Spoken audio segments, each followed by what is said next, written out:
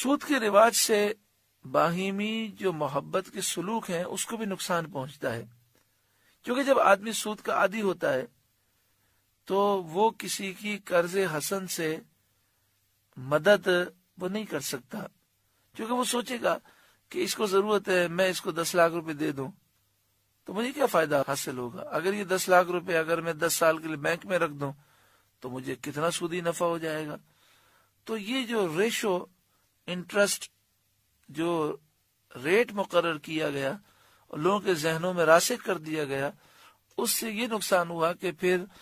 کوئی ضرورت مند ہے تو اس کو کوئی قرض حسن دینے کے لیے تیار ہی نہیں ہوتا۔ سود سے انسان کی طبیعت میں درندوں سے زیادہ بے رحمی پیدا ہوتی ہے، اور جو سود پر کام کرنے کے عادی ہیں وہ یہ چاہتے ہیں کہ جو میرا مقروض ہے قرضہ ادا نہ کر سکے اور سود پر سود بھرتا رہے، تو ایسا شخص خواہش کرتا ہے کہ مقروض کی حالت اچھی نہ ہو، کیونکہ اگر سارے مقروض کی حالتیں اچھی ہو جائیں تو ان سے سودی قرضہ کون لے گا؟ تو یعنی انسان کتنا درندہ صفت ہو جاتا ہے کہ نعوذ باللہ من ذالک وہ کسی مسلمان کی بہتری کو نہیں دیکھ سکتا، بلکہ وہ چاہتا ہے کہ لوگ محتاج رہیں اور مجھ سے سودی قرضہ لیتے رہیں۔ مسلم شریف کی حدیث میں ہے رسول کریم صلی اللہ علیہ وآلہ وسلم نے سود کھانے والے پر، سود کھلانے والے پر، سود لینے والے پر، سود دینے والے پر، سودی دستاویز کے لکھنے والے پر اور اس کے گواہوں پر آپ صلی اللہ علیہ وسلم نے لعنت کی اور فرمایا وہ سب گناہ میں برابر ہیں۔ اللہ رب العالمین سودی نظام سے ہر مسلمان کو محفوظ فرمائے اور سچی پکی توبہ نصیب فرمائے۔ اس آیت کریمہ میں بیان کیا گیا کہ جو لوگ سود لیتے ہیں وہ کل بروز قیامت سیدھا کھڑا نہیں ہو سکیں گے، جس طرح آسیب زدہ جس پر جن کا سایہ ہو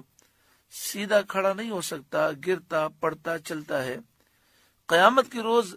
سود خوروں کا یہی حال ہوگا، سود سے ان کے پیٹ بہت بھاری اور بوجھل ہو جائیں گے اور وہ اس بوجھ سے گر پڑیں گے۔ حضرت سعید بن جبیر رضی اللہ تعالی عنہ نے فرمایا کہ یہ علامت اس سود خور کی ہے جو سود کو حلال جانے۔ حدیث پاک میں ہے کہ جو سود خور ہوگا، سود لینے والا، کل بروز قیامت ان کے پیٹ بڑے بڑے کمروں کی طرح ہوں گے اور وہ ٹرانسپیرنٹ ہوں گے، اندر کا منظر باہر سے نظر آ رہا ہوگا، ان کے پیٹوں میں سانپ اور بچھو بھرے ہوئے ہوں گے جو انہیں ڈنک مار رکھے ہوں گے۔ ذالک بأنہم قالوا انما البیع مثل الربا، یہ اس لیے کہ انہوں نے کہا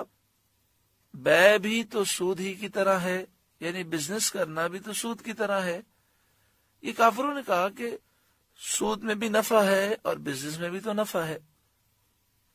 فرمایا وَأَحَلَّ اللَّهُ الْبَيْعَ وَحَرَّمَ الرِّبَا، اور اللہ نے حلال کیا بیع کو، بزنس کو، اور سود کو حرام کیا۔ تو یہ کافر سود اور بزنس کو برابر سمجھتے ہیں۔ یہ برابر کیسے ہو سکتے ہیں؟ بیع کاروبار کرنا یہ حلال ہے اور سود کا لینا دینا کرنا حرام ہے۔ فَمَنْ جَاءَهُ مَوْعِظَةٌ مِّن رَبِّهِ،